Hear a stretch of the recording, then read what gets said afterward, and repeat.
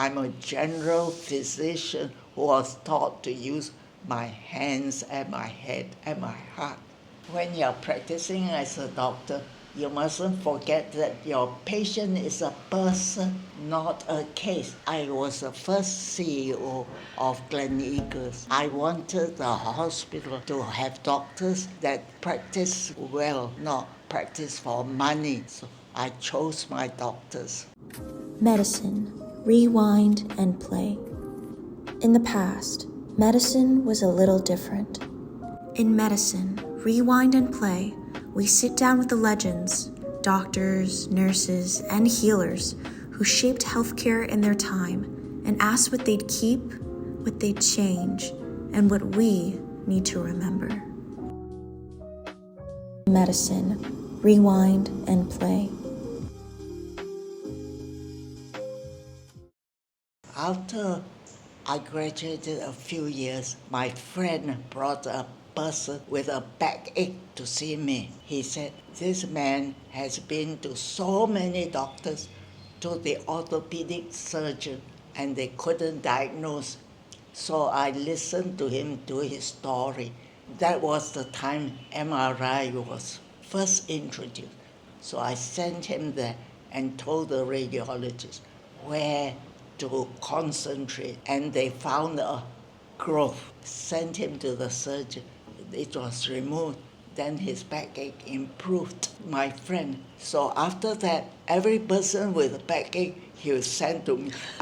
I'm not a backache doctor. Another person was a woman. She came to me because her leg was weak. So I listened to her.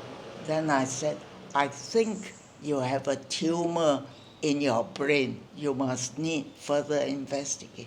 Then she never came back, but she was very good. After a long while, she came back to see me. She said, I went to Singapore, and Singapore said I had a tumor in my brain. They took it out, and now I'm okay. You were right. So I said, I'm sorry, I didn't explain how the head got related to the leg. You came with a leg complaint, and I tell you there's something in your head. All those are funny stories. It's not to be proud that I have done this, but it is to tell you that through the history, by listening to the patient and by examining. So my friends asked me, are you a spine doctor? I said, I'm not a spine doctor. Are you a neurologist? I'm not a neurologist. What are you? I'm a general physician who was taught to use my hands and my head and my heart. Was there a particular moment or event which made a major impact?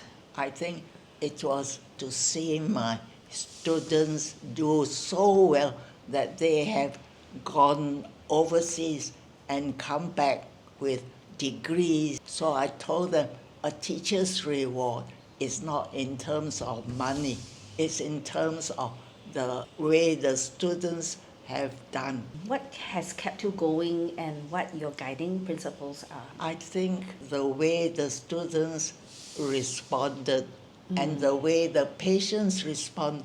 I have one patient who still keeps in touch with me after 50 years.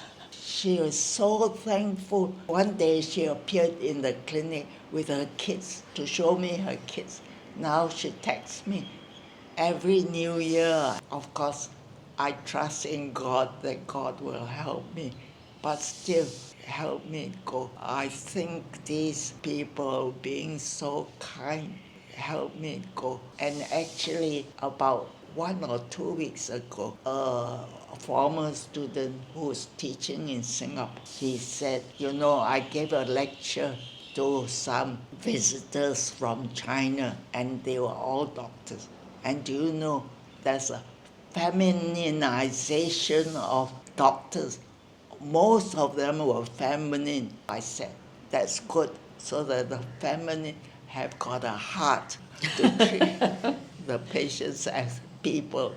I'm just wondering whether you would like to share with us who is the greatest influence in your life? All my teachers All your influence. teachers. I worked in surgery, and the surgeon, wow, he was very demanding. In those days, one doctor looked after 40 patients, and when one doctor goes on leave, we look after 80 patients. Every morning in the ward round, we had to give the history of the patient. It was quite demanding, and I learned a lot from him. How was it like to practice as a lady doctor? I think how you did never encounter thought this? of yourself as a woman. You just think of yourself as a doctor, Right. and you have to treat the patient and look after the patient. That's all. Any words of wisdom that you want to share with the junior doctors out there? Words of wisdom. I told the doctors, no matter what the technology, don't let technology overrule the art of medicine. Don't forget the 3 H's. That's what I told them. And to recap, it's the head, the hands, and the heart. The And I just want to add another H to that, if I'm permitted to, which is hope. Because with that brings us to a point where we do have hope for the medical profession as well as for the patients, and we are always at some point patients, even if we're doctors. I know you mentioned that doctor was like the forefront of your identity. At the start, do you think that patients were surprised to see a female doctor? Do you find that there was any difference? No, I don't think so. I guess what I can kind of say is that being a doctor was like the forefront of your identity. I suppose so. You mentioned you started practicing in 1953. 53. And when did you stop practicing? I retired in 1978, and then I went and started a hospital in KL. I was the first CEO of Gleneagles. I wanted the hospital to have doctors that practice well, not practice for money. So I chose my doctors. And what are the qualities you look for in your ideal doctor? They must be honest, truthful, and integrity. Their main focus is on the patient, not on money. When we have a board meeting, I tell the directors, you never ask me, how are the patients? You always ask me, what is the bottom line? A lot of our junior doctors and even some senior doctors are suffering from burnout. What would your advice be to them as somebody that has kept going for so long? I don't know what to.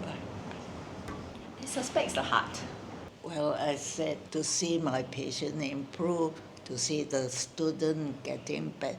That keeps me going. Of course, when you come across a patient that you can't treat, and then you feel very sad, but you have to talk to the relatives, be by their bedside. Then they know that you are a doctor who has a heart for your patient, even though the patient is not getting any better. You know, in our days, when we do ward rounds, we all go around the bed of the patient. We talk about the patient and allow the patient to talk back to us. Nowadays, the ward round is sitting down like this with all our Macs and looking at data, not looking at the patient.